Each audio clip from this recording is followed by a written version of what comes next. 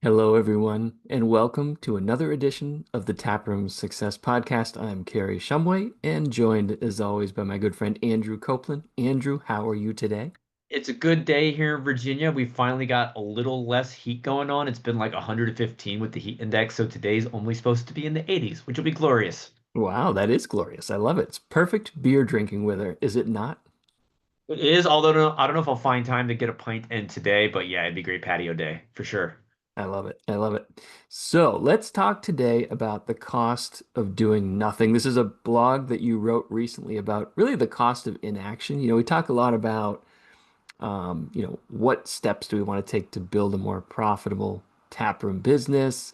But oftentimes we kind of get stuck in our own heads and we don't take that action. So let's talk a little bit about that. I'm curious, what have you been reading recently, and what was the kind of thrust of this article that made you think this way about taprooms and how we run our business? So, like you, we're always inspired by things we see and things we do and things we read. So, this shouldn't be a surprise. I love random information, and somehow over the years, someone probably gifted me. I don't think I bought it myself. It's literally called the Book of Useless Information.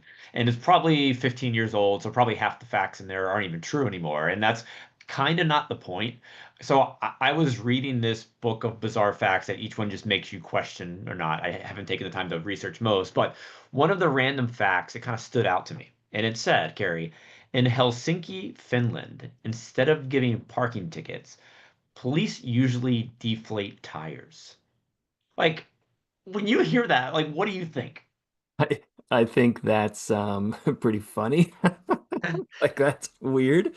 It's like a little act of rebellion, vandalism. But hey, if it works, if it's effective, okay. I mean, if someone deflated my tires one time after I did something I shouldn't do, I'd probably not park there again. It would motivate me not to do whatever I did that got my tires deflated. It's true. It's true. So I've semi fact checked this. It doesn't really seem like it's true, but regardless, it just got me thinking, like if I don't do something, like what's the consequence? Like if I don't park in the certain zone, like what's the consequence? I mean, if I do park there, obviously I'm going to get my tires deflated, but that's what you got to think about by doing some sort of action. What are you missing out on? What are you losing? What's the consequence? So it kind of got me transitioning this to the tap room side of things. I love combining things that are semi unrelated, but like what's going to happen to your tap room if you don't take this action? Like fill in the blank. Like take this action. It really got me diving down that rabbit hole. We talk about so many little habits tap room owners and managers can do, and each of them probably does have some sort of consequence. Like Carrie, if throwing it back at you, like, is there a certain action that you would feel would fall in this category? If taproom staff didn't do this, then it's going to have some sort of negative consequence. Yeah, I like the phrasing of the question because it could be a good prompt for your team for brainstorming ideas. What's the cost of not doing X? What came to mind as you were talking was how about an event planning strategy? Like, do you have a strategy? We've talked to people all the time that's you think like, oh yeah, events, we'll do this, we'll do that, but it doesn't have to be random, haphazard, willy-nilly. Think about it. Like, because I know when we talked with, Elise, and she's Elise Stroop, she's fantastic in terms of how do you kind of map out your regular and recurring events versus your private parties versus your big public events, put them on the calendar. What are the themes? How are we going to structure this control man? So what's the cost of not doing something like that? I mean, that it's huge. We know that that's a big part of business. So that's just one thing that comes to mind. I mean, the other thing we talk a lot about is, you know, really suggestive selling and You're offering doing all the commission. work for me on this episode. This is great. But I think, and I'll stop there, but I think it's what I like about, the concept you've come up here is again, I think it's a really good prompt for people to to kind of think about what are the things that we know we should be doing this, but we're not because, we give ourselves excuses or whatnot. Yeah, and that's the real goal from this. Like, look at what you're doing in your tap room and what are you missing out on? Are there certain actions that you know your team should be doing that they're not doing a good job of with? Like you mentioned, like events. First off, People are craving events these days. You need to give them many reasons to visit your tap room. Events is just one of them. So hopefully you do have an events calendar.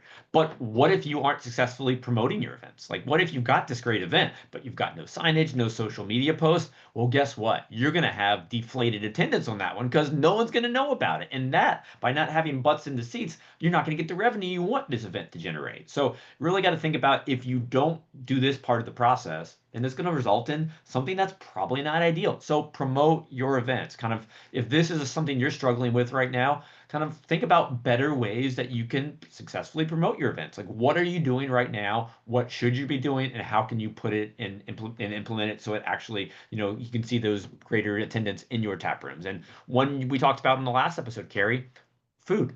Like, if you're not providing people food or snacks, they're going to leave and spend their money somewhere else. So even if it's something simple, that is a solution. If you realize right now you don't have a robust food menu, first off, that's okay, but figure out what works for you. If you are trying to solve the problem of what are people going to do when they want food, like, what's the consequence? Well, they're not going to spend the money there. So how can you solve that problem? What can you offer, whether it's, pretzels, maybe something prepackaged? What can you do to keep them spending the money at your place so you don't lose that revenue or you get that extra revenue. Now, the upsell opportunities, if you don't suggest a flight to a first time guest, they might get a beer that they don't like and not order another. So I think there's these little things that you could take away from today. Said, hey, I don't recognize you. Is this your first time in the tap room? Ding, ding, ding. Maybe they would like a flight. Just we're going to throw a lot of things at you, but at the end of the day, just pick the one that you want to focus on and figure out how you can turn potentially negative situation where you're losing out on something into a positive. And often it comes down to just asking these questions and training your team to do them, but showing them the data behind it. So thrown into Go Beer, we did a deep dive recently on the blog.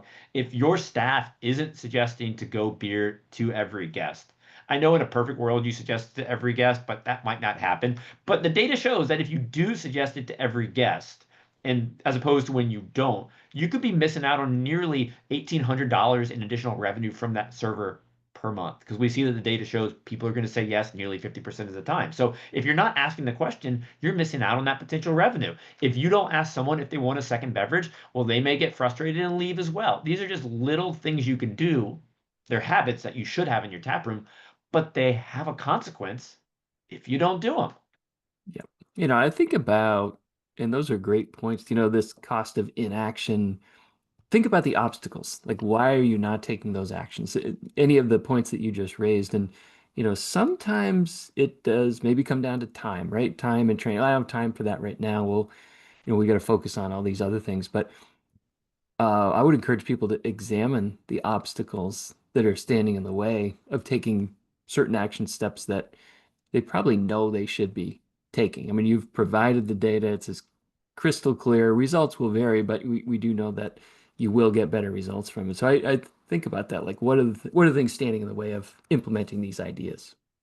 And often it feels that doing nothing is safe. When you take a risk sometimes, I mean, it is scary. Whether that's just asking a question to a guest or trying some new event in your tap room, it may or may not work. But by not doing anything, you're taking the risk of not achieving greater success. So we like to give our listeners some action items, some things to do, one thing to do right now. So what should our listeners do, Andrew? What are the simple steps that they can get on the path of creating these rewarding and profitable taproom habits? Yeah, bring your team together. Then brainstorm some things you want to be better at. Then think about what you need to do to get there. Then on the flip side, think about what's the consequence if you don't. Then looking at that list, pick the one thing potentially for the week, for the day, for the month, however you want to focus on it that you need to act on right now.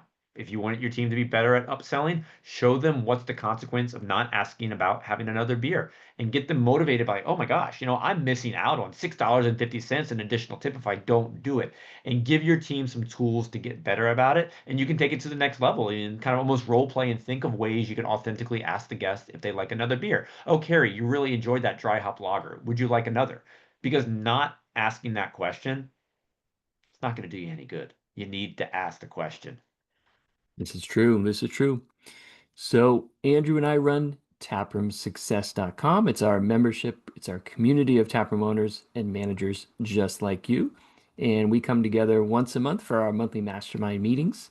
Love to have you join us. You can learn more at taproomsuccess.com.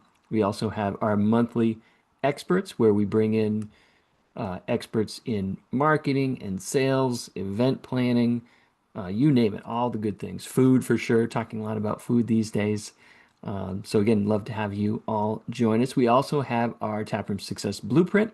That's our online training courses that's available for you and anyone in your organization that could benefit. So have I missed anything, Andrew, or have we covered it there? I think you've done a great job. Carrie and I love talking tap room. We're always available if you have any additional questions. We hope you enjoyed today's conversation and hope to see you soon. Cheers.